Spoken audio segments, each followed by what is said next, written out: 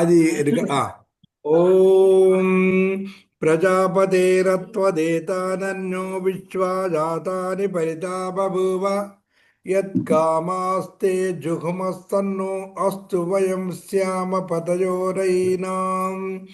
ఓం సహనావతు సహనౌ భునక్తు సహ వీర్యం కరవావహై తేజస్వినావదీతమస్తు మా విద్విషావహై. ఓం శాంతి శాంతి శాంతి. రేపు నమ. అందరు ఓం నమస్తే. నమస్తే అండి అందరికి. నమస్కారం అండి కవిత. నమస్తే అండి. సో మనము నమస్కారం మేడం. నమస్తే అండి అందరికీ నమస్తే. అయితే ఇప్పుడు మనము ఏం చూస్తున్నాము? ధాతువులు ఉదుపధ, ఇకారము, ఉకారము, రికారము ఉపధాలో ఉన్నప్పుడు ఎలా ఉండాలి? హ్రస్వముగానే ఉండాలి, అప్పుడు గుణం అవుతుంది అనే విషయాన్ని తెలుసుకున్నాము. అలా ఉండాలి, గుణం అవ్వాలి అంటే పరములో ఏముండాలి మరి? సార్వధాతుకమైన నిచ్చి, ఆర్ధధాతుకమైన ఆర్ధధాతుకం. సార్వధాతుకమైన ఆర్ధధాతుకమైన ఉండాలి. సో ఈ ఉపధాలో ఇలా ఉన్నప్పుడు గుణం చేయాలని ఏ సూత్రం చెప్పింది? ఉగంత లఘూపదస్య చ. ఉత్తమం. ఉగంత లఘూపదస్య చ అనే సూత్రం చెప్పింది, అవునా? ఓకే.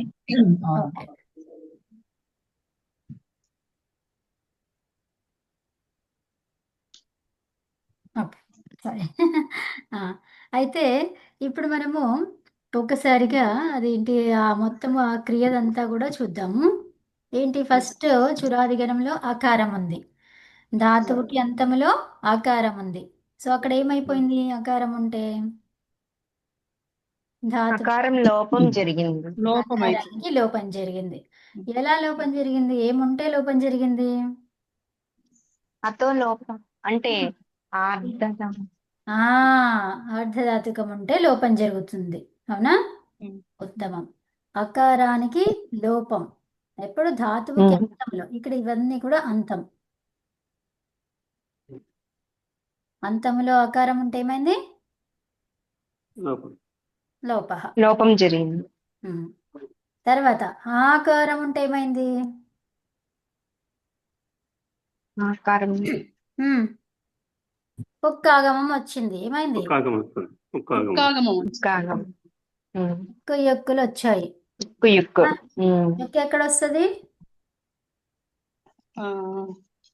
కొన్ని ధాతువులకు యుక్ వచ్చిందండి. ఎన్ని ధాతువులు? షా, చా, సా, 7 ధాతువులు. చెప్పండి మూర్తి గారు, చెప్పండి. షా, ఛా, సా, హ్వా, ఓకే. వచ్చేసింది అందరికి అది? వచ్చేసింది. Okay, good. తర్వాత ఇక్కు వర్ణాలు ఏముండాలి? ఇక్కు వర్ణాలు అంటే ఏమేమి అవి? ఈవు, రే. రేతోని ధాతువులు ఏమి లేవన్నమాట, కాబట్టి ఈవు, రి అంతవరకు తీసుకున్నాం. సో వాటికి ఏమవుతుంది? ఏమైతుంది? గుణం అవుతుంది. వృద్ధి. ఉపదాలో ఉన్నప్పుడు గుణం అవుతుంది, అంతంలో ఉన్నప్పుడు వృద్ధి జరుగుతుంది. ఓకే. సో ఇప్పుడు మనం అంతం గురించి మాట్లాడుతున్నాం కదా. తర్వాత ఇక్కు వర్ణాలు అయిపోయినాక ఇంకేమున్నాయి? ఏచ్ వర్ణాలు. ఏచ్ వర్ణం. ఏచ్ వర్ణాలకు ఏమైతుంది మరి? అవి ఏచ్ వర్ణం ఆకారాంతంగా మారుతుంది. ఆకారాంతంగా మారి మళ్ళీ ఏమైతుంది? పుక్కు ఆకారాంతంగా మారినాక పుక్కు ఆగమంగా వస్తుంది. పుక్కు యొక్కులు వస్తాయి, అవునా? అర్థమైంది ఇప్పుడు మొత్తం? ఆకారాంతంగా మారాలంటే పరంలో అశుతి ఉండాలి. అశిత్ ఉండాలి. ఉత్తమం, ఉత్తమం. ఓకే, అది. తర్వాత మరి అశిత్ ఏంటి ఇక్కడ? నిచ్. అదే. ఇప్పుడు ఇదంతా అంతం గురించి కథ అయిపోయింది. అయిపోయిందా? ఇప్పుడు ఉపధ. ఉపధాలో కూడా ఏంటి ఏముండాలి? మొదటగా ఉపధ ఇక్కు వర్ణాలు. ఓకే, ఉపధాలో ఇక్కు వర్ణాలు ఉంటే వాటికి ఏమైతుంది? గుణం హ్రస్వమే ఉండాలి. ఇక్కడ ఏంటి కండిషన్? హ్రస్వమే ఉండాలి. అక్కడ మనం చివరిగా ఉన్నప్పుడు ఎలాగైనా ఉండొచ్చు అది కదా. ఇక్కడ మాత్రము హ్రస్వమే ఉండాలి. ఇక్కు వర్ణాలు హ్రస్వంగానే ఉండాలి. యాక్చువల్గా ఇది ఇక్కడ కాదు. ఇక్కు వర్ణాలు ఎట్లుండాలి? హ్రస్వమే హ్రస్వమే ఉండాలి. ఉమ్, అప్పుడే గుణం వస్తుంది. మరి హ్రస్వం లేకపోతే ఏంటి అంటే రూపం ఇంకా అంతే యాజ్ ఇట్ ఈస్ గా రాసేసుకుంటాం అంతే, దానికి ఏం కాదు. ఓకేనా? తర్వాత ఇంకా ఏముంటది? అకారం. అకారం ఉంటే ఏమైంది ఉపధాలో? పదాలో ఆకారం ఉంటే లోపమైంది. ఉమ్, ఆ, ఆ, ఏ- వృద్ధి జరుగు వృద్ధి ఇది వృద్ధి జరిగింది. ఏంటది? అత ఉపధాయాహ. ఏం చెప్పింది? పదాలు వృద్ధి జరిగింది. అతోపదాయాః. వృద్ధి చేసుకోమని చెప్పింది. ఓకే. ఉమ్. సో ఇప్పుడు అకార లోపం అయ్యింది ఆర్ధధాతుకం ఉంటే. ఆకారానికి పుక్కు యుక్కులు వచ్చాయి నిత్యపరంగా ఉంటే. ఇక్కు వర్ణము వృద్ధి అది అంతంగా ఉంటే ఏమైంది? వృద్ధి జరిగింది. ఏంటి దేని ద్వారా? అచోయిణితి. ఓకే. అచువర్ణాలు. అచువర్ణాల తర్వాత ఇత్ గాని నెత్ గాని ఉంటే. ఏచ్ ఉంటేనేమో ఆకారాంతంగా మారింది అషిత్తుగా ఉన్నప్పుడు. అవునా? అషిత్తు పరంగా ఉన్నప్పుడు. తర్వాత ఇది ఎప్పుడైతే ఆకారాంతం అయ్యిందో దానికి ఏమైతుంది? నిత్యపరంగా ఉంటుంది కాబట్టి అది ఆ నిత్యే కదా, అషిత్ అనేది నిత్య. కాబట్టి పుక్కు యుక్కులు ఆగమంగా వచ్చాయి.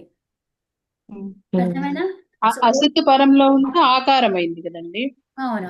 అయిన తర్వాత అది ఆకారాంత ధాతువులకి నిచ్చు పరంలో ఉంటే పుక్కు యుకాగం. ఆకారాంతము. ఇప్పుడు అషితి అని దేన్ని అన్నాము? ఒకసారి అది మ్యూట్ లో పెట్టరా? ఎవరి దగ్గర నుంచి సౌండ్ వస్తుంది?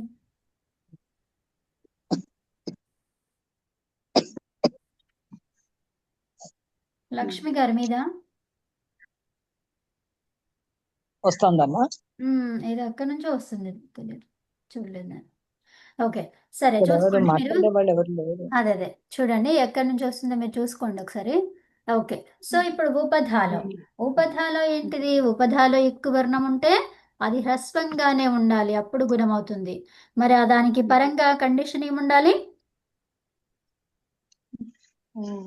సార్వధాతుకం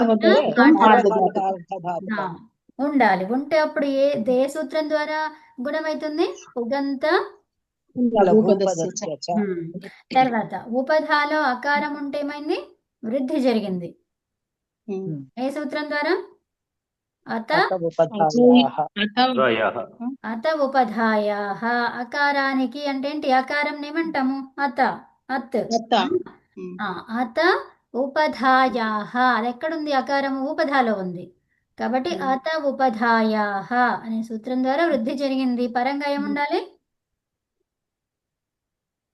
నెత్ గాని. మీరు ఎందుకు చెప్పట్లేదు? వృద్ధి అనగానే నిత్తి ఎత్తులు అంతే. గుణం అనగానే ఏంటిది? గుణం కావాలంటే ఏముండాలి? సార్వధాతుకం లేదా అర్ధధాతుకం, అంతే విషయాలు. ఓకేనా? గుణం అంటే సార్వధాతుకమైన అర్ధధాతుకమైన ఉండాలి. వృద్ధి అంటే నిత్తి ఎత్తు అంతే. కళ్ళు మూసుకొని చెప్పొచ్చు అవి. వృద్ధి జరిగింది అంటే ఏముంది పక్కన? అంతే. గుణం జరిగిందంటే సార్వధాతుకమన్న అర్ధధాతుకం. అది అర్థమైందా? ఓకే, ఇప్పుడు ఈ ధాతువులన్నీ చూసాము. ఒకవేళ ఇవి కాకుండా ఇంకా వేరేవి వచ్చాయి అంటే దానికి ఏం చేసుకోవాలి? యాజ్ ఇట్ ఈస్ గా రూపం చేయాలి. దాన్ని ధాతువుని ఎలా కూడా మార్చొద్దు. అర్థమైందా? మార్చేవేంటివి ఇంతే, పైన 4 కింద 2. అర్థమైందా? సో అంతంలో ఉండేటువంటివి ఎన్ని ఉన్నాయి? 4 ఉన్నాయి. ఉపధాలో చూసేవి ఎన్ని ఉన్నాయి? 2 ఉన్నాయి. అన్ని గణాలకు ఇవే విషయాలు ఉంటాయి. ఓకే, మన కండిషన్ ని బట్టి ఈ సూత్రాలు మారుతుంటాయి అంతే. ఉండేవేంటివి? ఆ ఇక్ ఏచ్.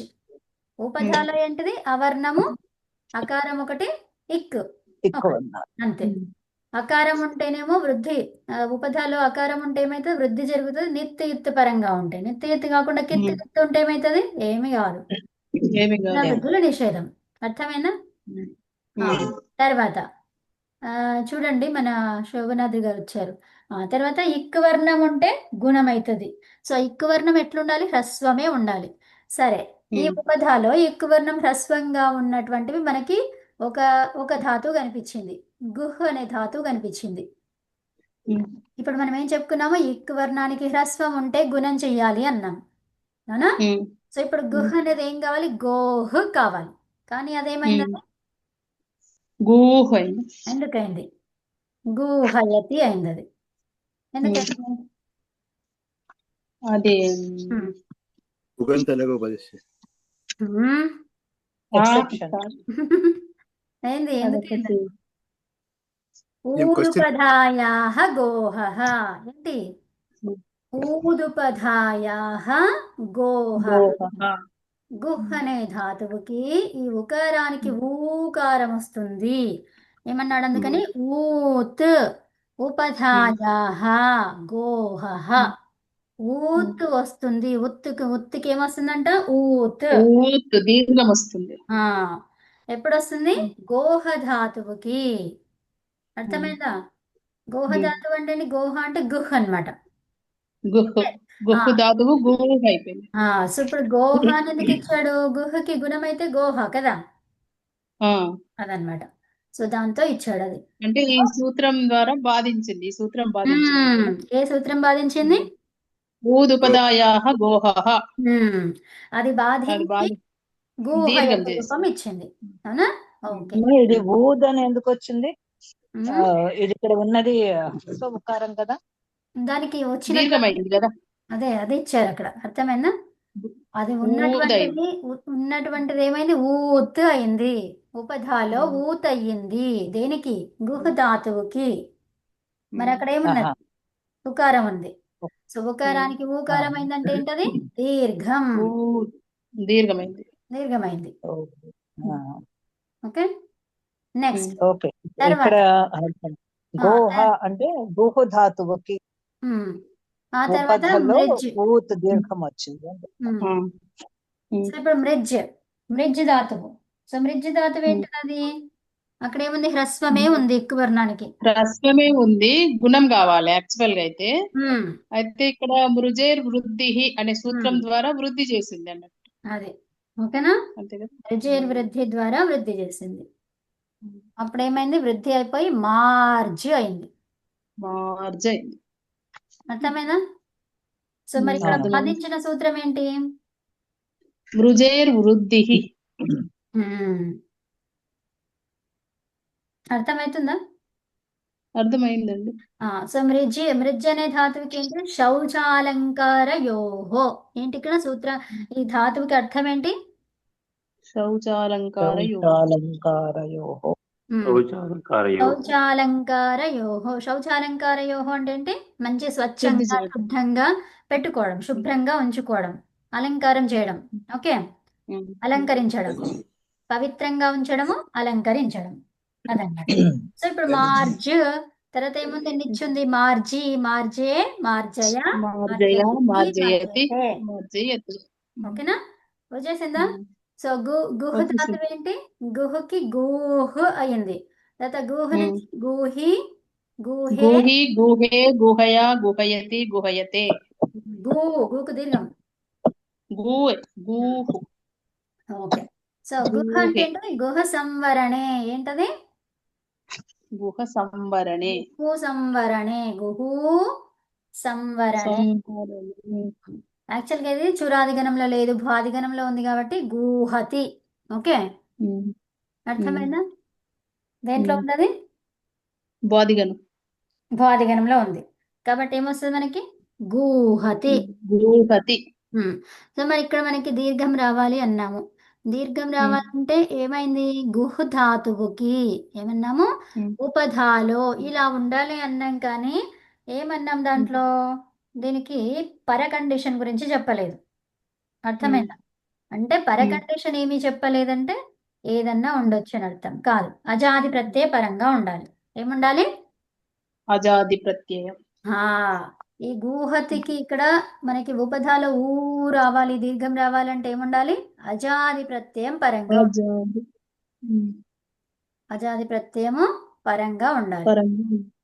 అర్థమైందా? మరి అర్థమైంది. అజాది ప్రత్యయమైన షప్ అనేది?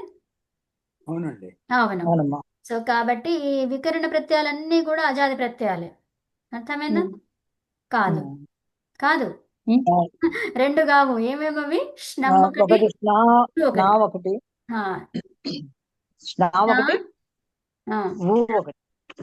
ష్ణమ్ ష్ణు. అమ్మ అజాది ప్రత్యయం అంటే ఆతో ప్రారంభమైన అచ్చుతో అజాది అంటున్నాం. అచ్చు అచ్చు.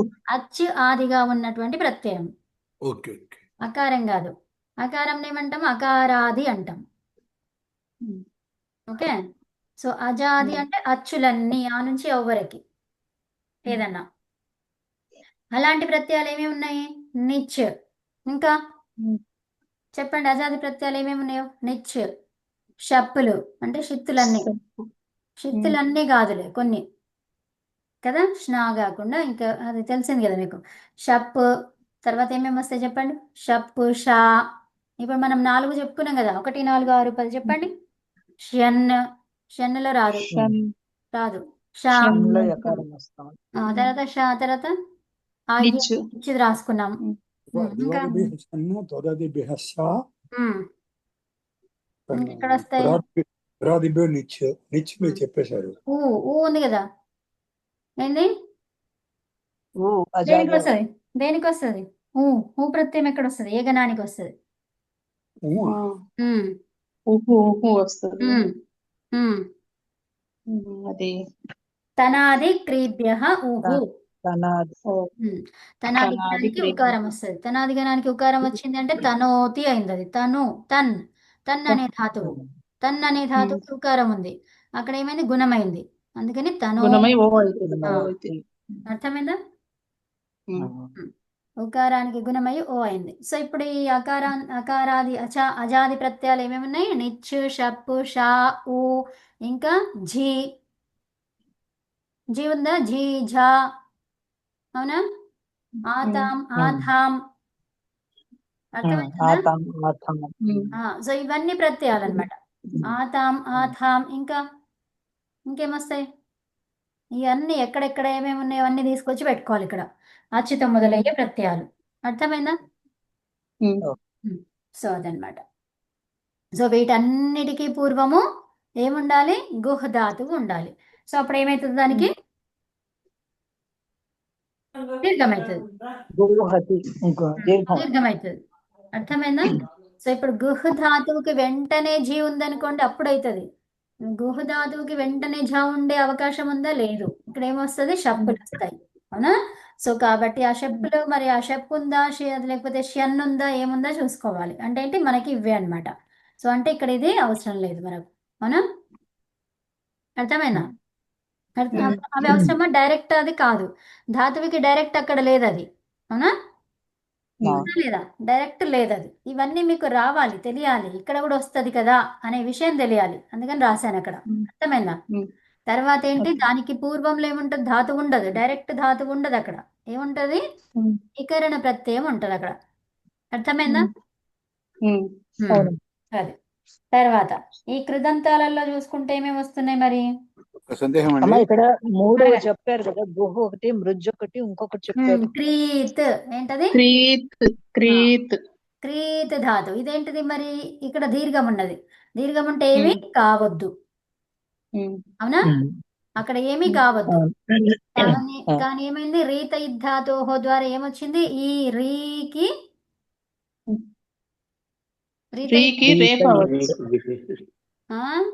దీర్ఘం రాదు.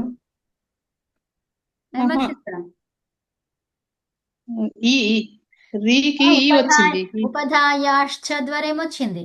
ఉపధాయాంచన, ఉపధాయాశ్చన, ఉపదాయాశ్చ. ఉపధాయాశ్చ ద్వారా రీకి ఈ వచ్చింది. ఈ వచ్చింది. క ఈ. ఎప్పుడైతే రికారానికి అను ప్రత్యాహార వర్ణం వస్తుందో అప్పుడు ఏం చేస్తాము? ఉరనర పరహ తెచ్చుకుంటాం. ఉరనర పరహతోని రీ స్థానంలో రేప వచ్చింది. రీ స్థానంలో రేప రాలేదు. ఈ పక్కన రేప వచ్చింది. ఈ పక్కన రేప వచ్చిందా? ఇర్రైంది. కిర్రైంది. అవునా? మొత్తం కలిపి ఏంది అది? కిర్. కిర్త్ ఇట్లా అయింది. తర్వాత ఇక్కడ ఏముంది? ఉపధాలో ఏముంది? రేఫ ఉంది. ఉపధావకారాలు ఉంటే ఏమైతుంది? ఉపధాయాంచ. ఆ సూత్రంతో దీర్ఘమైంది.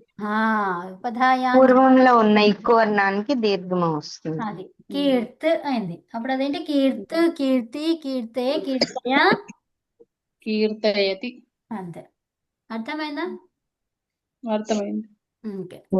ఈ 3 ఈ 3 ధాతువులకి మనం ఏం చెప్పుకున్నాం అక్కడ ఉపధాలో ఇక్కు వర్ణము ఉంటే ఆ ఇక్కు వర్ణం హ్రస్వంతో ఉంటే గుణం చెయ్యాలి. కానీ ఏమైంది ఇక్కడ వేరే సూత్రాలు ఇక్కడ పాటించి వచ్చి దీర్ఘమైంది. ఆ, ఒకటి దీర్ఘమైంది, ఇంకోటి దీర్ఘమైంది, ఇంకోటి వృద్ధి జరిగింది. ఇక్కడ ఇర్రు ఎందుకు వచ్చింది కవిత? ఉమ్, ఇర్రు పెట్టారు. దీర్ఘ ఆ, రికారానికి ఆ, ఉపదాయాశ్చ అనే సూత్రంతోని రీ స్థానంలో రీకి ఈ వచ్చింది. కాబట్టి ఓహో. మళ్ళీ రేపు ఎట్లా వచ్చింది? ఉరణరపరహ అనే సూత్రం ద్వారా అట్లా ఆ, చెప్పొద్దు. సూత్రం ద్వారా చెప్పండి, ఇంకా కంప్లీట్ చేయండి. సూత్రం ద్వారా ఉరణరపరహ సూత్రం ద్వారా రేప వచ్చింది. అట్లా కాదు, అంతేనా? ఉరతోనే వస్తుంది కదా. అట్లా కాదు. దాన్ని ఎట్లా చెప్పాలి? అక్కర్లేదు. ఒక్క నిమిషం ఆగండి ఆగండి. ఎవరన్నా చెప్తారా? శోభనాద్రి గారు చెప్పండి. శోభనాద్రి గారు ఉన్నారా? ఉరణరపరహ మ్యూట్ లో ఇది ఉన్నారా మీరు? ఎణ్ కీర్తకులో ఈ కారము ఉమ్. ఎణ్ వర్ణమైంది. ఇన్ని కాదు, ఉరణ అన్న రప అమ్మ. ఇన్ని కాదు, అన్న అన్న. అల్ల అణ్ ఏముంది? వర్ణమైంది. ఒక్క నిమిషం ఆగండి. ఇక్కడ ఉరణ రపరహ సూత్రం ఏం చెప్తుంది? ఊహు ఆణ. ఊహు అంటే ఏంటి? రికారము. ఊహ అంటే ఏంటిది? రి. రి రికారం. రికారాన్ని ఇప్పుడు ఏమన్నాము? ఊహో ఆణ రపరహ. ఇదేంటి? మీరు మొత్తం ఇది కంప్లీట్ గా తెలియాలి మీకు. ఊహు అంటే ఏంటి? రికారం. ఇది షష్ఠి. రికారము. ఈ షష్ఠి. షష్ఠి అంటే ప్రాతిపదికం ఏంటి దానికి? రి. రికారం ఎలా మారాలి? అన్నిగా మారాలి. రికారం ఎలా రికారము మారాలి? అన్ను. అన్నగా అన్నంటే మారాలి. ఏంటి? అన్నంటే ఏమొస్తాయి? ఆ ఈవు. ఆ ఈ ఊ. ఆ ఈవుగా మారితే ఏమైతుంది? దాని పక్కన రేప వస్తుంది. రపరం అవుతుంది. అంటే రా అంటే ఆ రా ప్రత్యయంలో ఏమేమి ఉన్నాయి? ల్ ర్. ఇవి రా ప్రత్యయం. ఓకే. రా అనేది ఎక్కడ వస్తుంది? పరహ. పరములో వస్తుంది. దేనికి పరంలో? అన్నిగా మారిన లెటర్ ఏదైతే ఉందో దానికి పరములో. అర్థమైందా? సో ఇప్పుడు క్రీ అనే దాంట్లో రీ అనేది ఉంది అవునా? ఈ రీకి ఏం ఆదేశం వచ్చింది? ఇకారం వచ్చింది. ఏమొచ్చింది? రీకి ఇకారం ఇకారం ఇకారం. వచ్చింది. ఇకారం ఏమైంది? ఇకారము కంప్లీట్ గా చెప్పండి. అన్వర్ణము. ఒక్క నిమిషం ఆగండి అమ్మా. రీకి ఇకారం ఆదేశం వచ్చింది అని చెప్పండి. రీకి రీకి ఇకారం ఇకారము ఆదేశం ఆదేశం వచ్చింది. అది ఇకారం అనేది ఏంటిది? అన్వర్ణం. అన్ప్రత్యాహార వర్ణం. అన్ప్రత్యాహార వర్ణం. ఏంటిది అది? ఇకారం అనేది అన్ప్రత్యాహార అన్ వర్ణము. ప్రత్యాహార వర్ణం. కాబట్టి ఏమైంది? రపరము పరంగా వచ్చింది. అర్థమైందా? రేప రా రా ప్రత్యాహార వర్ణం పరంగా వచ్చింది. ఏం చెప్తారు మీరంతా? అడిగితే ఏం చెప్తారు? ఈ రీకారం అనేది ఇకారంగా మారింది అంటే అది అన్ప్రత్యాహార వర్ణంగా మారింది. కాబట్టి దానికి రా ప్రత్యాహారము పరంగా రావాలి. మరి రా ప్రత్యాహారంలో ఏమేమి ఉన్నాయి? లకారము ఉంది, రకారము ఉంది, రేఫ ఉంది. సో ఇప్పుడు మనకి రెండిట్లో ఏది తీసుకోవాలి అని అంటే రీకి రేఫ, రీకి లకారం అని చెప్పాలి. అర్థమైనా? సో కాబట్టి మనకి కండిషన్లో ఇక్కడ ఏముంది? రీ ఉంది. రీ ఉంది కాబట్టి రేఫ పెట్టుకున్నాము. అప్పుడు మనకి కంప్లీట్గా ఏమైంది? అది ఇర్ వచ్చింది. ఈ విషయాలు చెప్పాలి. ఎవరు చెప్తారు? చెప్పండి ఇప్పుడు. నేను చెప్తాను. చెప్పండి అమ్మ అనంత్. ఇక్కడ ఈ ఒక నిమిషం రేపల అమ్మ, ఆగండి ఆగండి. ఒకసారి మళ్ళీ అనంత్ గారు చెప్పరా? చెప్పాక వినండి అది. చెప్పండి. ఇప్పుడు ఈ దీర్ఘ రేకారానికి ఉమ్. ఈ వచ్చిందండి ఆదేశం. ఈ అనేది ఆదేశంగా వచ్చింది. ఏ సూత్రం ద్వారా? ఉపధాయాశ్చ. సరే. ఉపదాయాశ్చాయన ద్వారా ఈ ఆదేశం వచ్చింది. ఈ అనేది అణువర్ణం. ఎందుకంటే ఆ ఈ అనేది కదా అణువర్ణం. అణువర్ణము వస్తే దానికి పరంగా రేప వస్తుంది అనేది మనకి ఒరన్ రపరహ అనే రేప సూత్రం రాదు, రా ప్రత్యాహార వర్ణం వస్తుంది. రా ప్రత్యాహారం వర్ణం వస్తుంది. మరి రా రా ప్రత్యాహారం ప్రత్యాహారం అంటే రెండు ఉన్నాయి. రా అంటే నేను అడుగుతాను ఎలా కదా రా అనేది ప్రత్యాహారం ఎలా అవుతుంది? చెప్తా ఫస్ట్ కంప్లీట్ చేయండి. ఓకే. రా రా ప్రత్యాహారం ప్రత్యాహారం వస్తుంది. రా అంటే రా లా రెండు ఉంటాయి అందులో ప్రత్యాహారంలో. అందువల్ల మనకి ఏది ఈ తీసుకోవాలి? ఏం తీసుకోవాలంటే ఈ స్థానంలో సారీ ఈ ఆదేశం వచ్చింది. మనం రీకారానికి రా తీసుకుంటాము, రూకి లా తీసుకుంటాం, ఇల్లు తీసుకుంటాం. అలా తీసుకోవడం అంటే ఇక్కడ ఇర్ర అవుతుంది. అది ఇక్కడ మనకి రీ ఉంది కాబట్టి రేపని తీసుకున్నాం. రేపని తీసుకుంటే మరి అది ఎక్కడ పెట్టమన్నారు? పరహ. దేనికి పరములో? అన్ ప్రత్యాహార వర్ణం ఈకారం ఏదైతే ఉందో దానికి పరములో. ఓకే, అది చెప్పాలి మీరు.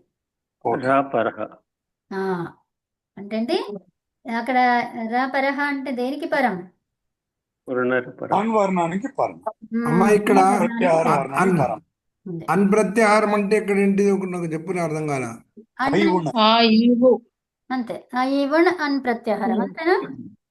ఈవన్ ఫస్ట్ మాహేశ్వర సూత్రం ఏంటి? ఈవన్ అంటే ఏంటి? 3 అక్షరాలు. ఏమేమవి? ఈవు అది అన్ ప్రత్యాహారం. సరే, ఇప్పుడు మనకి రేఖ ఎలా వచ్చింది చెప్తాను. చెప్తారా? చెప్పండి.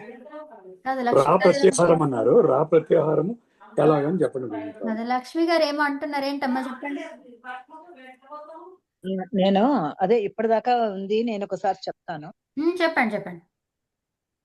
కీట్ ఉపధాయాశ్చ ఇనే సూత్రం చేత కీర్త కీర్తిలోని కీర్తి కాదు, ఫస్ట్ క్రీత్ ధాతువులోని ఉపధాలో ఉన్న రీకారానికి ఈ వర్ణం ఆదేశంగా వచ్చింది. దీనికి సూత్రం ఏమిటి? ఉపధాయాశ్చ. అయితే ఈ సూత్రం చేత ఏమైంది? రీ స్థానంలో ఈకారం ఆదేశంగా వచ్చింది. ఓకే, ఈ ఈకారము అన్ప్రత్యాహార వర్ణం. ఇది ఈకారం కాదమ్మా, ఈకారం. సారీ, ఇకారము అన్ప్రత్యాహార వర్ణం. ఈ అన్ప్రత్యాహార వర్ణం అంటే ఆ ఈ ఉ రి లి.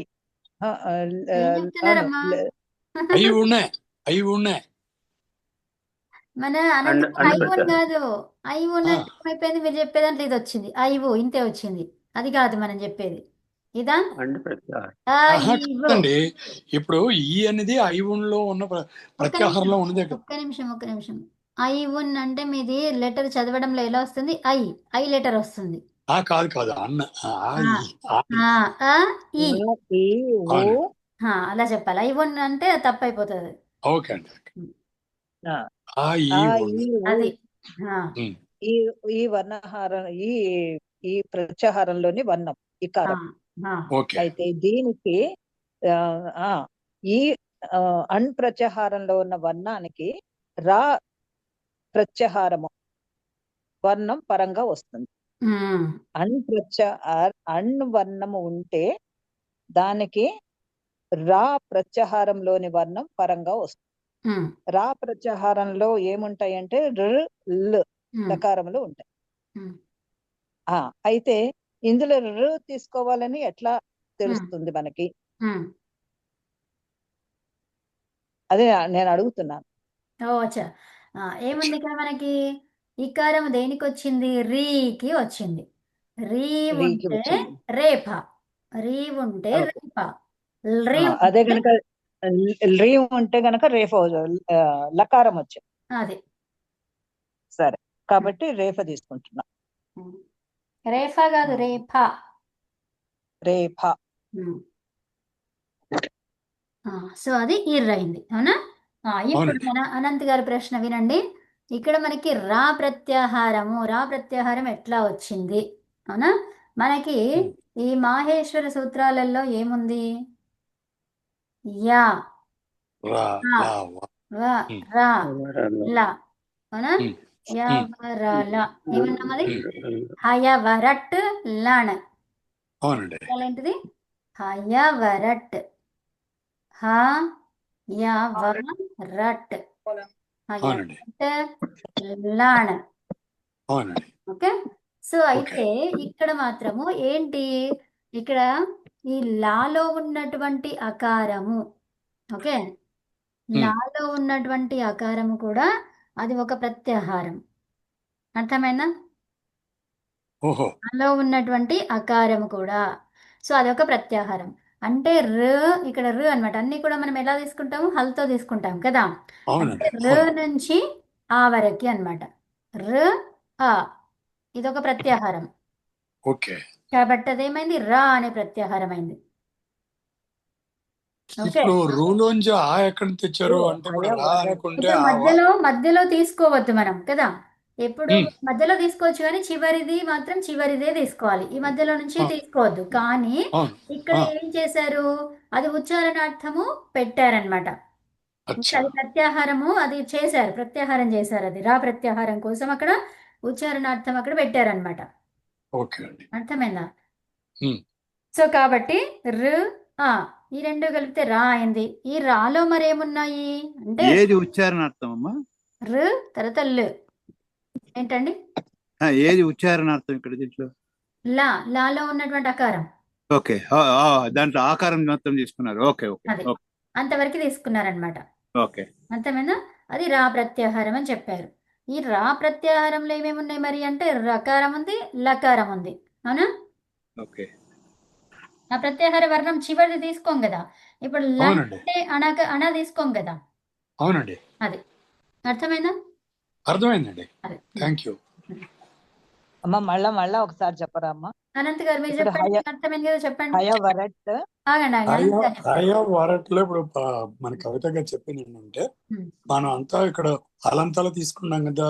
ఆ ఆ ఏ వ, ర, ట్ అలాగా లన్ అని తీసుకుంటున్నాం. ఇప్పుడు ఈ రా నుంచి ఆ వరకు, ఆ అంటే కవిత గారు అంత క్లారిటీ ఇవ్వలేదు. లాలో ఆ ఉంది కదా. ఈ రా నుంచి లాలో ఉన్న ఆ వరకు ఒక ప్రత్యాహారం అంటున్నారు. అప్పుడు ఏమవుతుంది, రా లా ఈ రెండు ప్రత్యాహార వర్ణాలు అవుతాయి. రా ప్రత్యాహారానికి ఈ రెండు రా ప్రత్యాహార వర్ణాలు అవుతాయి అని నాకు అర్థమైంది. అంటే ఇక్కడ ఏమిటి ఉట్టి, మరి లకారం ఏమైంది? లకారం ఉంది కదా, రా నుంచి లా వరకే. రా ఈ టా తీసుకోం, లా తీసుకుంటాం కదా. అంటే అందువల్ల రేపల్లో హల్లు, ఆ, రేప, ఉమ్. తర్వాత లకారము. లకారంలో అకారం కూడా పెట్టారన్నారు. అది ఇప్పుడు లన్ ఉంది కదా. అకారం పెడితే రా అనే ప్రత్యాహారం వచ్చింది. ఓకే. అవును. సో రేఫ నుంచి ఉమ్. అకారం వరకి దాంట్లో మధ్యలో ఏమున్నాయి, ల్. లు, అంటే ఆ. ఇప్పుడు ఈ ఏంటిది, ఇక్కడ నుంచి స్టార్ట్ అయింది, అక్కడ నుంచి అవును. ఇంతవరకు. అవునండి. ఓకే. సో అంటే ఏంటి, మొదటిది తీసుకుంటాము, తర్వాతది తీసుకుంటాము, చివరిది తీసుకోము. ప్రత్యాహారం అంటే ఏంటి, ఇప్పుడు ప్రత్యాహారం అర్థమైందమ్మా. అంటే ఆ రెండు మూడు ఉండాలి కదా. ఇప్పుడు రా ఉందమ్మా, ఒక్క నిమిషం వినండి. రేప, లకారము, అకారము. ఇది ప్రత్యాహారం. అవునండి. అర్థమైందా? అర్థమైంది. రేఫ, లకారము, అకారం, వీటిల్లో ఓకే. రా నుంచి ఆ వరకు ఇదొక ప్రత్యాహారం చేసిండ్రు. ఓకే. ఓకే. ఓకే. ఈ రా ప్రత్యాహారంలో నువ్వేం తీసుకుంటావు, చివరిది తీసుకోవు. ఏమేమి తీసుకుంటావు, ఈ రెండు తీసుకుంటావు. అవునండి. అర్థమైందా? రా, మరి లా. రా ఎలా వచ్చింది, మొదటిది చివరిది కలిపితేనే ప్రత్యాహారం అంటాం. అంటే అవునండి. తర్వాత ఆ కలపండి, ఏమైంది, రా. రా రా. అయింది. ఈ రాలో ఏమున్నాయి మరి, రా ప్రత్యాహారంలో ఏమున్నాయి, ల్. లు, ఆ. ఆ? ఆ ఎందుకు? లు, అంతే, చివరిది ఆ. తీసుకోం కదా. అవునండి. అర్థమైంది. అది ఇత్తి సంజ. నేను చెప్పేది లు, ఆ అండి. ఆ చెప్పొద్దు ఇంకా. ఓకే. ప్రత్యాహారం అంటున్నాం, ప్రత్యాహారంలో మళ్ళా ఆ ఎందుకు వస్తుంది, రాదు. ఓకే.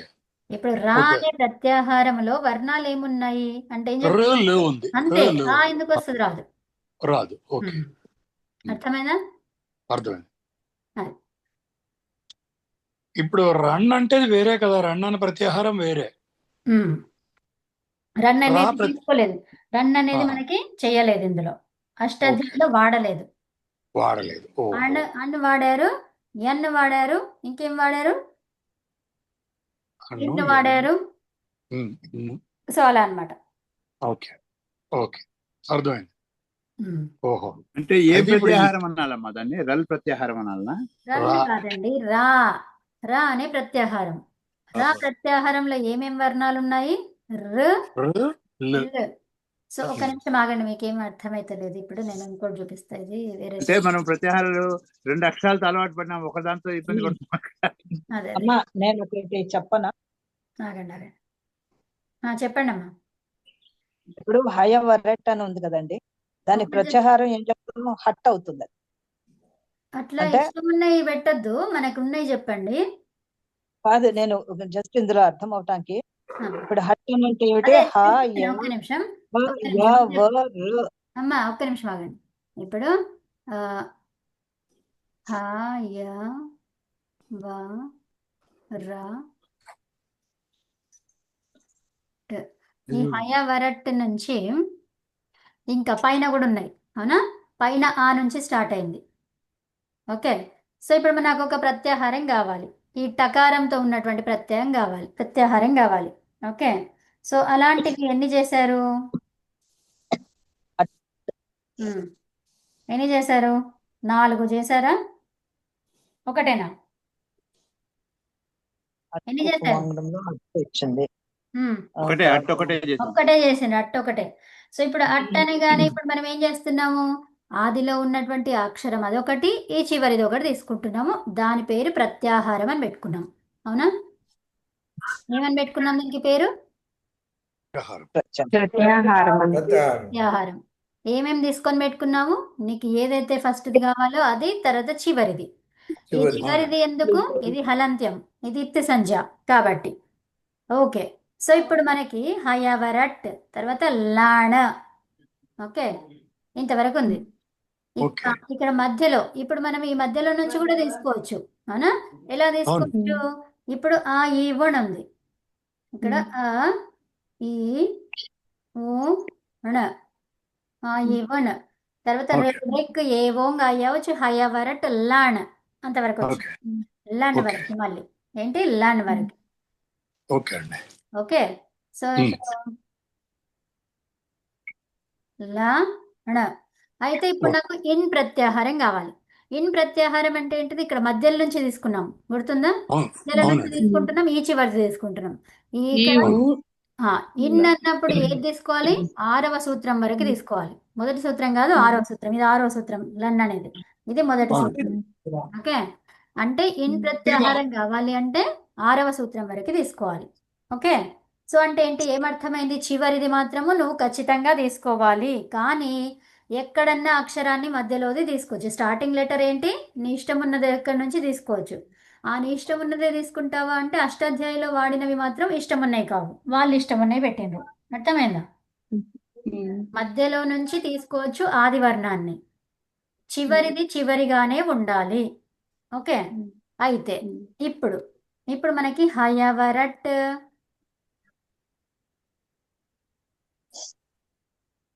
తర్వాత లాణ్. ఓకే, ఇవి ఉన్నాయి. వీటిల్లో ఏం చేశారు? రకారం నుంచి స్టార్ట్ చేసిండ్రు. ఓకే. రకారం నుంచి ఇందులో ఒక ప్రత్యాహారం ఇమిడి ఉన్నది. అది ఏంటి? లాలో కూడా. లాలో అకారం ఏంటిది? అది అది ఇత్తు సంజ. అందులో లోపల ఉన్నది ఏంటిది? అకారము ఇత్తు సంజ. ఇత్తు సంజ కాబట్టి ఇక్కడ దీన్ని ఏం చేశారు? రా. ఓకే. రా నుంచి ఇత్తు సంజ ఏంటిది? ఇందులో ఉన్నటువంటి అకారం.